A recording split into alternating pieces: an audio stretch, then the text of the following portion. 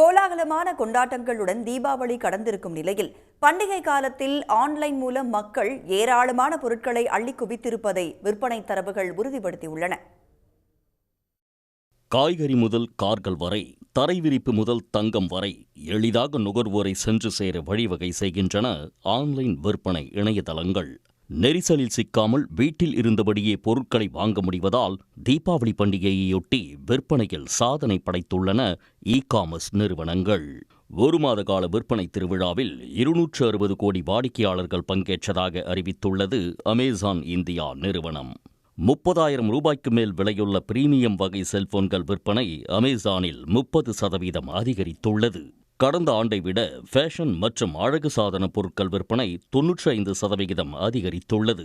குறிப்பாக செயற்கை முறையில் ஆய்வகத்தில் தயாரிக்கப்படும் வைரங்களின் விற்பனை 390 விழுக்காடும், பிரீமியம் ரக ஆடைகளின் விற்பனை 150% உயர்ந்துள்ளதாக அந்நிறுவனம் கூறியுள்ளது. அமேசான் ஃப்ரெஷ் தளம் மூலம் உலர்பழங்கள் மற்றும் மளிகைப் பொருட்களுக்கான ஆர்டர்கள் 60% அதிகரித்துள்ளது.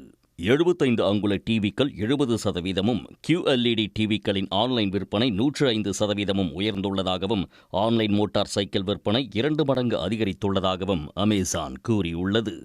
இந்த ஆண்டு ஆன்லைன் ஆர்டர்கள் வரலாறு காணாத அளவில் அதிகரித்து இருந்ததாக ஃப்ளிப்கார்ட் நிறுவனமும் கூறியுள்ளது. பண்டிகையின் கடைசி கட்டத்தில் பூஜை பொருட்கள், பரிசுகள், வெள்ளிக்காசுகள், செல்போன்கள், மின்னணு சாதனங்கள், வீட்டு உபயோகப் பொருட்கள் ஆகியவை பெருமளவில் நுகரப்பட்டதாக அந்நிறுவனம் தெரிவித்துள்ளது. கடந்த ஆண்டுடன் ஒப்பிடும்போது தீபாவளி பண்டிகை நாளில் இன்ஸ்டாமார்ட் மூலம் நடந்த தங்கம் மற்றும் வெள்ளி நாணயங்களின் விற்பனை 5 மடங்கு அதிகரித்திருப்பதாக அதிவிரைவு ஆன்லைன் விற்பனை தளமான ஸ்விக்கி தெரிவித்துள்ளது. ஜெப்டோ ஆன்லைன் விரைவு சேவை நிறுவனமும் பண்டிகை நாளில் அபார விற்பனையை கண்டுள்ளது. குறிப்பாக குர்தா விற்பனை 25 மடங்கும், இனிப்புகள், பூக்கள் விற்பனை 9 மடங்கும் உச்சம் அடைந்துள்ளது. உடனுக்குடன் செய்திகளை தெரிந்து கொள்ள சன் நியூஸ் பெல் ஐகானை கிளிக் பண்ணுங்க.